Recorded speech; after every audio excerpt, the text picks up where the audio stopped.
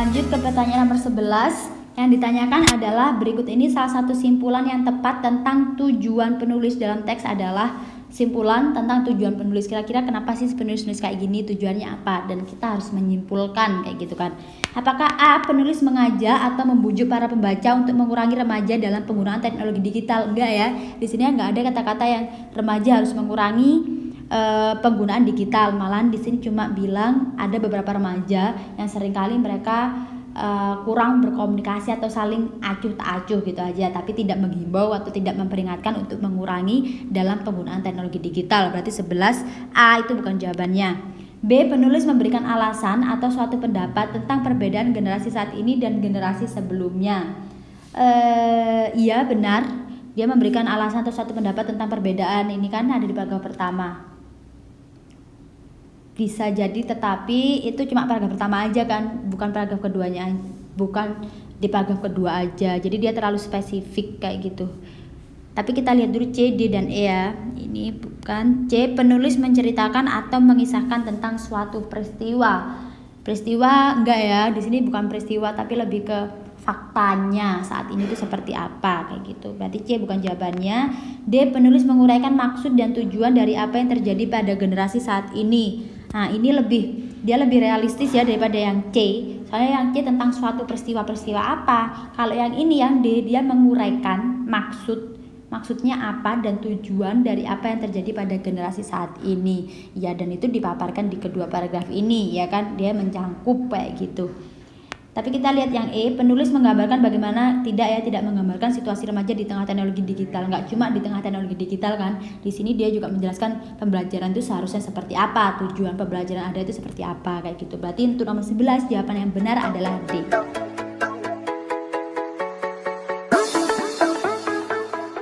Oke, ini adalah soal terakhir di bahasa Indonesia ya.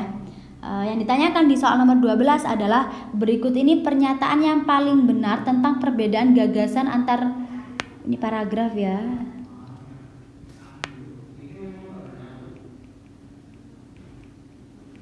antar paragraf.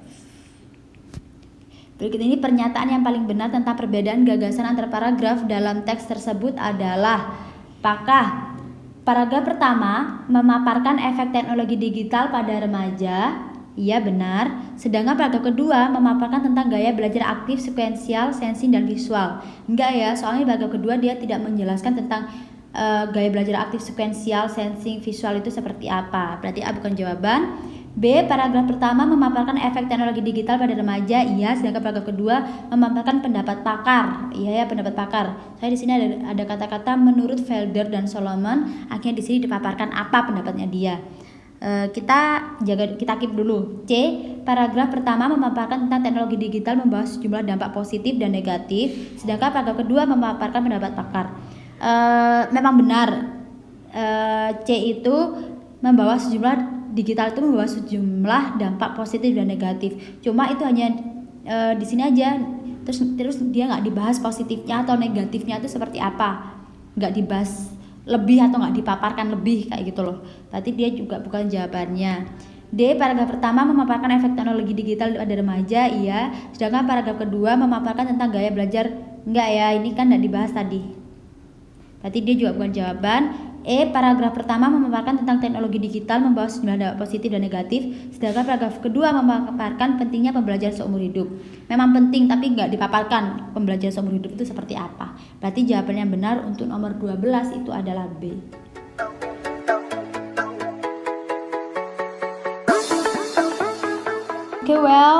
Okay, well, sekarang udah pakai gitu ya. Okay, well, welcome back. So we go on to number 13 to 20, like 8 numbers left. Jadi 12 tadi bahasa Indonesia udah dibahas, sekarang 8 numbers left itu buat pertanyaan atau paragraf bahasa Inggris. Langsung saja kita read the following passage to answer the number 13 to 16. Color blindness passage, berarti dia tentang color blindness itu buta warna ya. Kalau kemarin kita yang TO3 itu kita nggak ngebahas keseluruhan paragrafnya, tapi kayaknya lebih baik kalau seandainya kita dijelaskan dulu paragrafnya baru kita answer all the questions, kayak gitu kan lebih enaknya. Jadi kita bahas aja teksnya itu membahas apa sih inti dari teksnya atau per paragrafnya kayak gitu. About 8% of men in Europe this can are colorblind. Jadi di sini ada kata-kata sekitar 8% pria keturunan Eropa itu buta warna. But only a half a percent of women are affected by same condition. Tapi hanya 0,5% dari wanita itu mereka yang mengalami hal yang sama atau buta warna itu ya. Most of these people are red-green colorblind. Jadi meaning they cannot see colors related to green or red. Not only are they unable to tell red and green apart, but yellows and orange do not appear different, nor do blues and purples. Jadi kebanyakan orang itu dia buta warna antara red, merah dan hijau. Terus jadi mereka tuh tidak bisa, bukan berarti mereka nggak bisa melihat warna ya, cuma dia tuh nggak bisa membedakan antara mana yang green atau mana yang merah. Not only are they unable to tell red and green apart, tapi juga ada nggak cuma merah sama hijau aja, kadang ada warna kuning dan orange itu mereka do not appear different. Jadi kayak warnanya itu sama, saya itu nor do blues and purple, warna biru sama warna ungu juga. Color blindness is not blindness, but is instead inability to perceive certain wavelengths of light. Jadi color blindness itu bukan buta gitu loh, tapi dia itu cuma nggak bisa membedakan warna aja. Red green color blind, man looking at red objects can see the objects and can see that is not white. However, he is unable to tell whether the object is red or green as they both appear similar to him. Jadi kalau seandainya ada objek yang dia warnanya hijau atau kuning, hijau atau merah, dia tuh bisa lihat objeknya dan dia juga bisa tahu kalau warnanya itu bukan warna putih, tapi mereka cuma nggak bisa menceritakan atau dia tuh nggak bisa ngungkapin warna itu tuh merah atau hijau kayak gitu loh, karena mereka tuh keluar warna antara hijau sama merah itu sama di mata mereka kayak gitu. People with normal color vision see color because they have an array of these 3 types of photosensitive cell called cones on the back of the retina. Jadi kalau orang-orang yang dia normal itu soalnya mereka punya sensitive photocells yang ada di belakang retina yang disebut dengan cone atau kerucut. Cone itu kan kayak kerucut, kalau kalian minum es krim bentuknya cone itu soalnya dia kerucut kayak gitu kan. Itu ada di belakang retina mereka. Each type of cone has a different pigment that is sensitive to a certain part of the visible light spectrum. Jadi dari ketiga pigmen itu mereka mempunyai kesensitifan itu yang berbeda-beda. The visible light spectrum runs from smaller wavelength at the blue end to medium wavelength in the green yellow range to a long wavelength at the red end. Ya udahlah itu pembahasan. Maksudnya kalau yang spektrum yang satu itu kayak gimana ya, dia medium ada di warna green, yellow sama green sama yellow to long wavelength at the red end. Jadi ada dia bisa, makanya dia bisa membedakan antara warna hijau, kuning dan merah gitu. The cones are often referred to as a blue, green and red cones based on the wavelength to light they absorb most. The blue cone absorb the blue wavelength of the light most. Ya udah kalau kita warna biru berarti cone-nya kita atau kerucut ya yang ada di belakang retina itu dia tuh ngabsorb atau ngambil lebih cahaya yang dia itu memang dominan warna biru. Although they also absorb a small amount of the green wavelength, meskipun kadang dia itu juga kita juga melihat warna hijau dalam biru itu gitu, tapi yang lebih kita serap, mata kita serap itu yang warna birunya kayak gitu kan. The green cones have their maximum observation in the green wavelength but also absorb a bit down into the blue and up to in the yellow wavelength. The range that the red cones absorb overlap the range of the green cones quite a bit. The red cone maximum observation is in the yellow wavelength, but red cone also absorb a bit down into the green, through yellow and up to in the red wavelength. Ya pokoknya intinya dalam 3 tipe tadi, 3 types of photosensitive cell itu ada beberapa color yang memang sudah dibagi. Jadi kalau kayak sel yang pertama dia bisa absorb warna biru, hijau, kadang kalau ada warna biru dan hijau tapi birunya dominan, maka kerucutnya kita itu lebih menyerap yang birunya karena dia dominan, tapi meskipun kita juga bisa melihat warna hijau itu kayak gitulah. Oke, paragraf 3. Even though the green and red cone absorb much of the same part of the visible spectrum, a person who lacks the sensitive pigment in the either red or green cones will have difficulty perceiving either color. Ya meskipun kerucutnya kita tuh bisa membedakan menyerap dua-duanya, tapi kalau seandainya a person who lack of sensitive, ada yang dia tuh sensitifnya kurang, jadi mereka tuh bakal susah buat ngebedain kedua warna itu, because the brain compared the signal from both to determine exactly which region of light is being absorbed. With only one set of sending signal, the brain will perceive light from the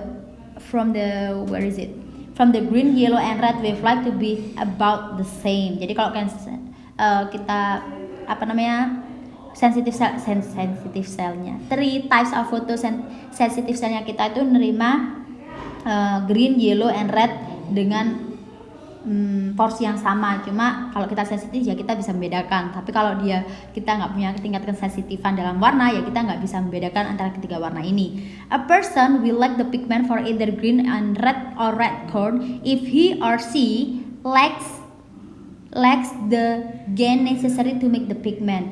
Jadi pigment itu bisa kesensitifannya itu berkurang gara-gara gen juga, bisa juga gara-gara gen gitu kan, keturunan. Because genes are inherited atau diturunkan randomly from our parent. Half from each parent, we would expect men and women to have an equal chance of being colorblind. Jadi ya kedua orang tua bisa bapak bisa ibu. The actual ratio is about 16 colorblind men for each colorblind woman. The 2 X chromosomes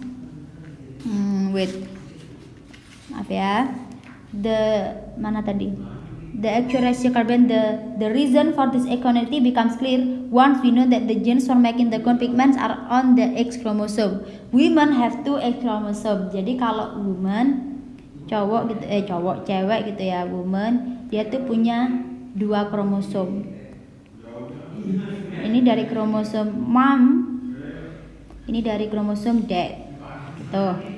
Oke, a woman chromosome, 1 from each parent ya kan. Sedangkan man, kalau man itu dia punya, ini based on text ya. Mana man tadi? Man only have 1 X chromosome which they get from their mother. Dan X ini dari momnya atau dari mothernya gitu. A woman can receive a colorblind gene on X chromosome from one parent, but if the other X chromosome has a normal corn pigment gene, she will still make normal pigment and have a normal color vision. Jadi kalau seandainya ibunya atau mamnya ini colorblind, bapaknya enggak, jadi dia itu nanti masih bisa normal. Jadi dia ngikutin gennya si ayahnya atau sebaliknya kayak gitu sih.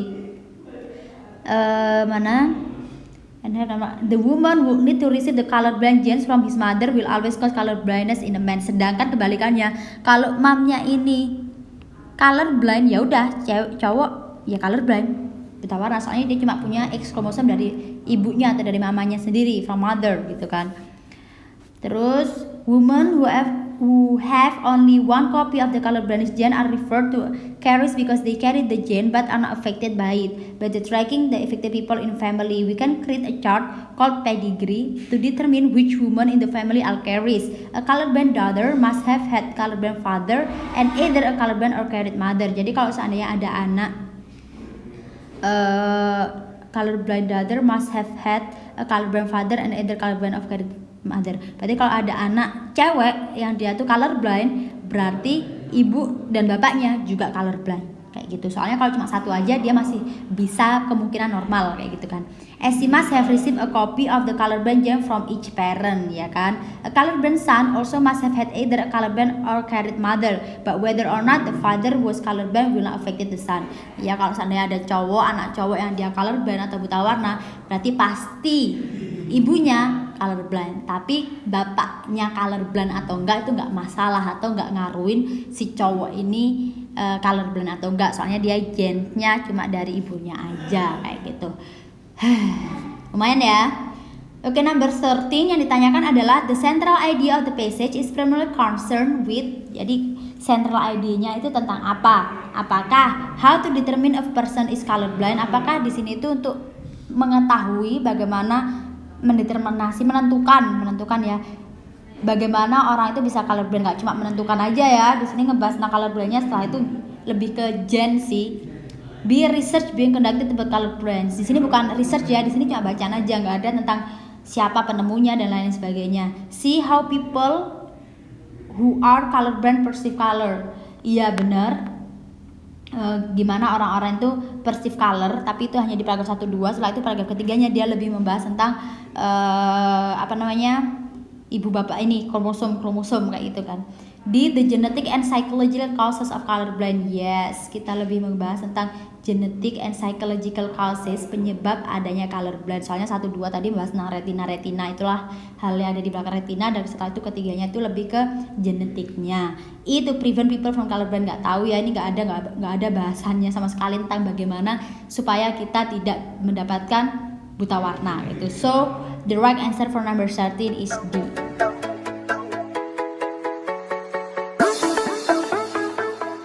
Go on to number 14. Kita lanjut ke nomor 14. Yang ditanyakan adalah in paragraph 3 the author includes details about X chromosome in order to. Kenapa sih di paragraf 3 itu mereka lebih menjelaskan tentang X chromosome?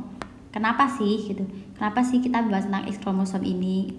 Apakah A, give examples of other traits inherited from mothers? Apakah kita membahas tentang penurunan gen dari mothers, dari ibu, nggak cuma dari mothers ya, tapi juga from fathers tuh. Soalnya yang cewek dia punya 2 X kromosom kayak gitu kan. B, explain why more men than women are colorblind. Bisa jadi, soalnya tadi kalau seandainya kalau cewek itu punya 2 X kromosom, bapaknya the dad, bapaknya itu colorblind, ibunya normal, berarti dia cewek ini punya normal gitu kan. Sedangkan kalau cowok, kalau dia mamanya itu udah colorblind ya udah dia pasti colorblind. Dan bapaknya normal pun juga nggak mempengaruhi si cowok ini buat nggak buta warna kayak gitu. Jadi kan lebih banyak resikonya itu adalah cowok. Soalnya cowok kalau mamanya colorblind, bapaknya normal, ya tetap aja colorblind kayak gitu, ya kan? Bapaknya colorblind, ibunya colorblind, ya tetap colorblind. Tapi kalau seandainya woman atau cewek, kalau bapaknya normal, salah satunya yang penting normal, ya dia ngikut normal kayak gitu. Ya bisa jadi ya, tapi kita buktikan dulu yang C, D, dan E. Illustrate how genes affect vision and colorblindness. Ya bisa, tapi di sini nggak mengilustrasi ya, wong ini memang benar adanya gitu. Jadi bukan ilustrasi lagi ya gitu. Berarti 14 bukan. C. D, contrast color blindness with other genetic disorders. Kita nggak bahas tentang genetic disorders ya. Cuma ya emang contrast color blindness with other genetic disorder, enggak ya. 14E, emphasize more women are colorblind. Oh, ini kebalikannya. Ini ada antonim more cowok, lebih cowok yang buta warna dibandingkan cewek. Berarti jawaban for number 14, the right one is explain why more men than women are colorblind.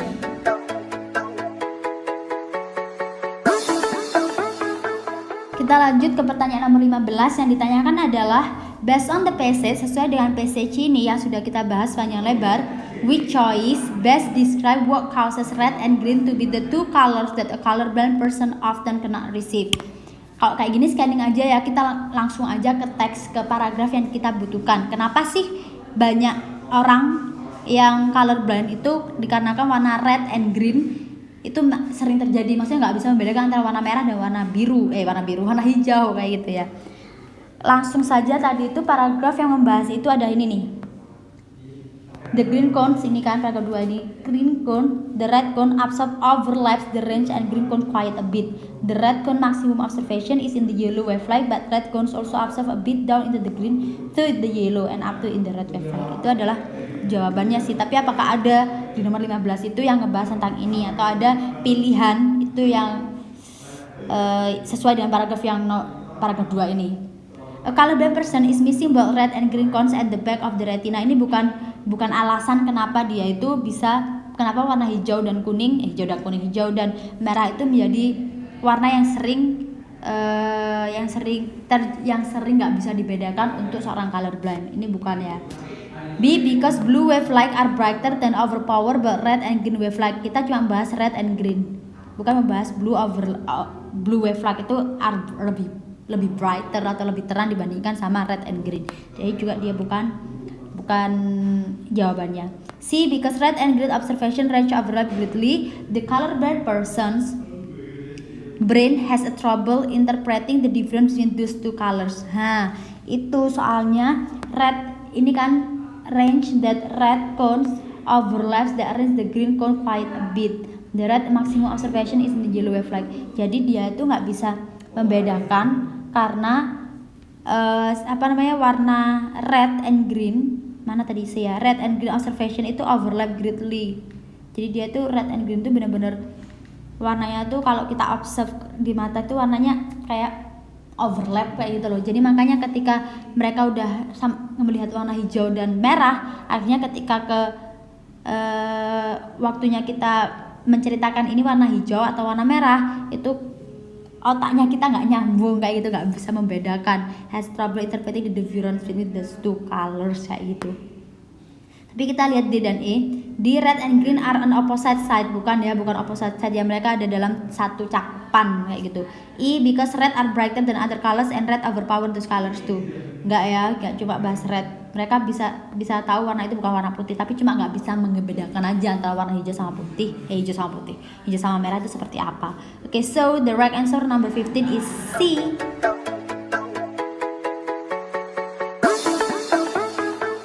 Lanjut ke pertanyaan nomor 16, number 16. I guess is the last question for first passage kayak gitu.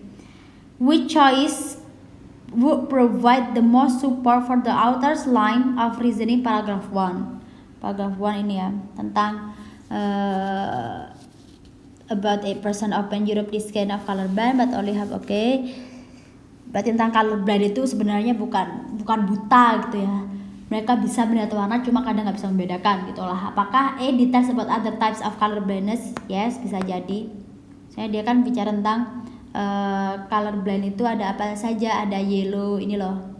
Dia kena si colors related to green and red. Not only are they enabled, tapi juga ada warna yellow and orange. Terus habis itu ada north, blue, blues and purples. Jadi ada beberapa details, nggak cuma green sama yellow aja, tapi emang yang sering tuh green dan yellow, tapi ada beberapa color lagi atau warna lagi yang mereka itu susah untuk membandingkan atau membedakan kayak gitu.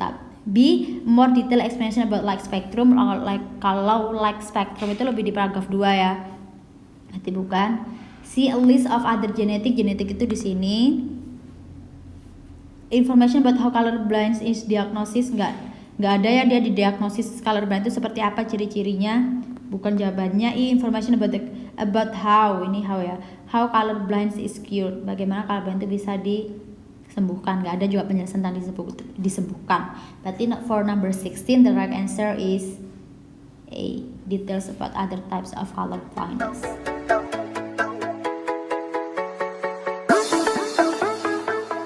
Anyone unlucky enough to have their birthday fall in the middle of global pandemic may be planning 2 big days this year. One of the actual date and another when they can finally celebrate with their friends.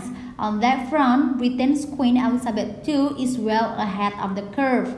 The monarch has enjoyed 2 birthdays a year since she ascended the throne, and the tradition actually started a lot farther back than that.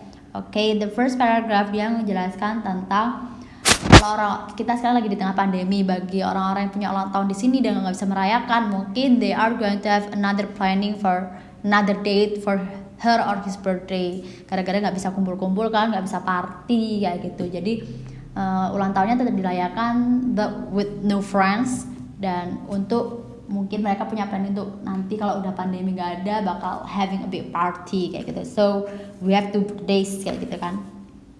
Okay, next, the Queen real birthday is April 21st, meaning she turns 94 on Tuesday, but she reached for her party had again in June. Jadi realnya dia itu April 21, tapi dia bakal ada party lagi di June kayak gitu.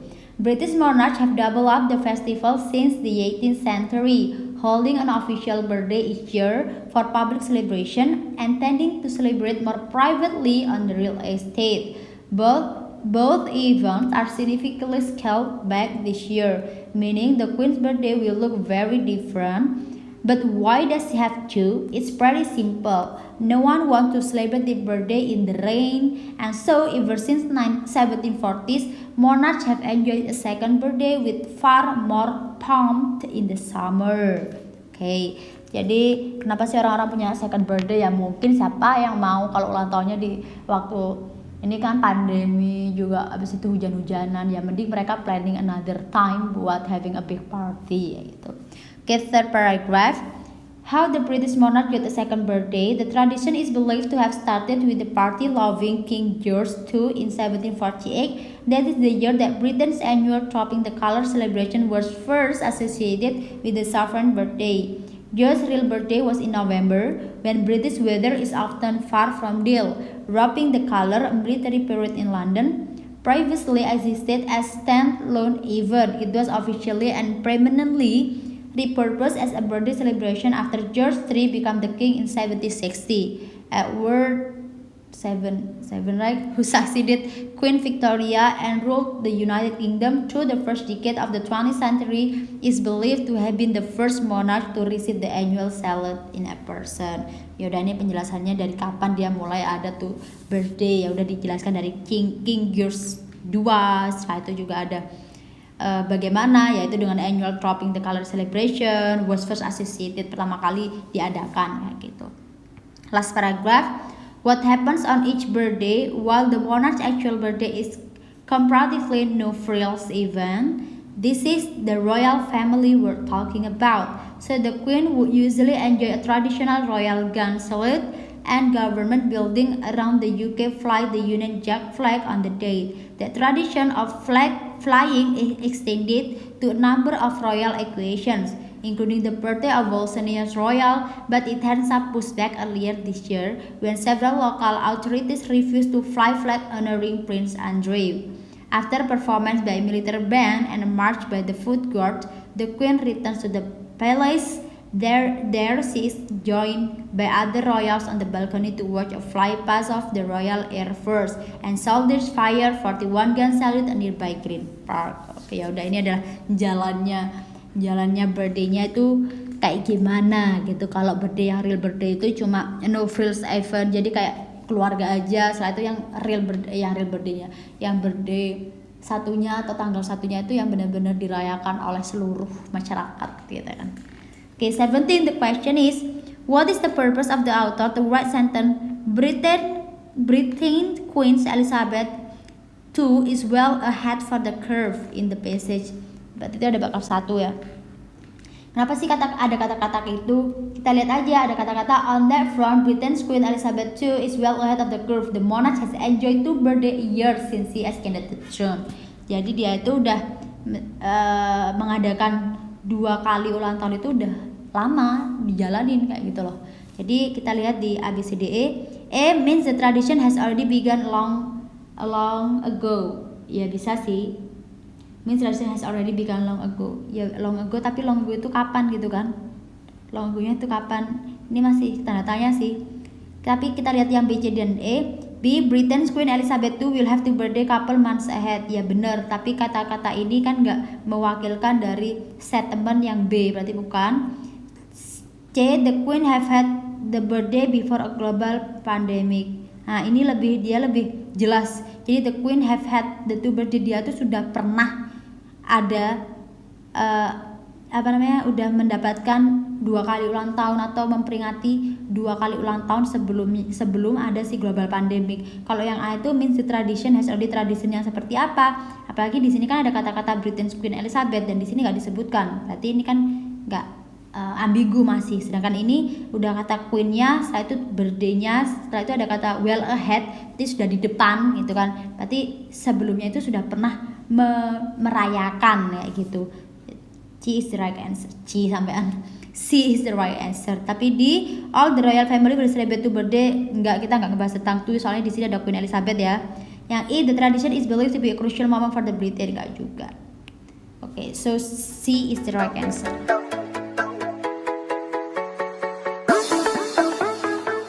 Okay, let's go to number 18. What does poem in 10 lines nearly mean? Poem ini ya. Kalau kita nggak tahu, kita baca aja teksnya. monarch have enjoyed a second birthday with far more pomp in the summer.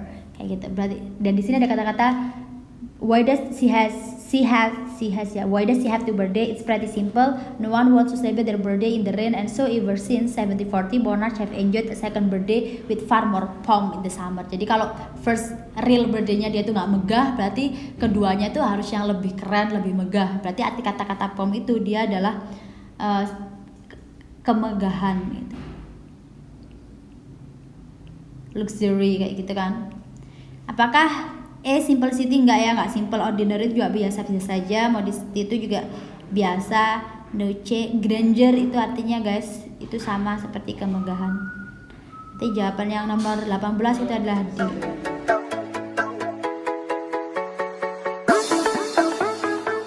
Okay, we go on for number 19. Pertanyaannya adalah the word no frills in paragraph 4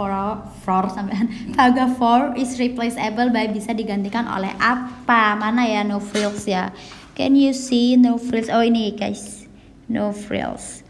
Kalau kita nggak tahu artinya, kita baca aja teksnya. What happened on each birthday while the monarch's actual birthday is comparatively no frills event. Jadi real birthday-nya itu yang biasa-biasa saja, itulah artinya no frills. Berarti nggak ada embel-embelnya, berarti nggak glamorous kayak gitu kan. Kita lihat dari A to E, which one has the same meaning or synonym. Apakah fancy itu glamor ya, sedangkan no frills itu kan sederhana artinya. Berarti fancy bukan, glamour tentu bukan, extraordinary no of course, modest itu ya bukan. Ya udah, berarti jawabannya adalah E, no change, nggak ada yang benar.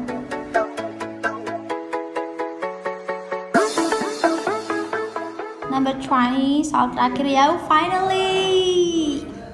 Yang ditanyakan adalah what can we infer from the last paragraph of the text except kecuali, berarti paragraf terakhir ini kan. Apakah how the queen enjoys the tradition? Ya benar ya, bagaimana si enjoys tradition. Ada kata-kata tadi di sini adalah queen returns to the palace that she is enjoyed by other royal, dengan anggota-anggota lain ya gitu. Berarti A is the right answer, soalnya kita nyarinya adalah yang kecuali. B, the place where royal family watch the tradition. Well, the balcony, ada jawabannya, berarti B bukan. C, several traditions so around UK. Ya, ada tradisi apa aja? Ini kan. The queen will use the tradition royal gun salute, government buildings around the UK, the tradition of flag flying. Ada jawabannya, berarti C bukan. Di Queen's actual birthday. Queen actual birthday itu lebih di sini ya tradisinya. Party loving King George. Terus habis itu kalau di sini lebih ke ininya, apa namanya? Nggak cuma actual birthday-nya aja, tapi juga second birthday-nya dia tuh lebih glamor dan lebih banyak tradition yang ditunjukkan kepada UK atau kepada penduduknya kayak gitu. No right choice, ada ya right choice-nya di. Okay, so that's all guys for all the explanations. Thank you for listening. Thank you for having your time with me, and see you next time.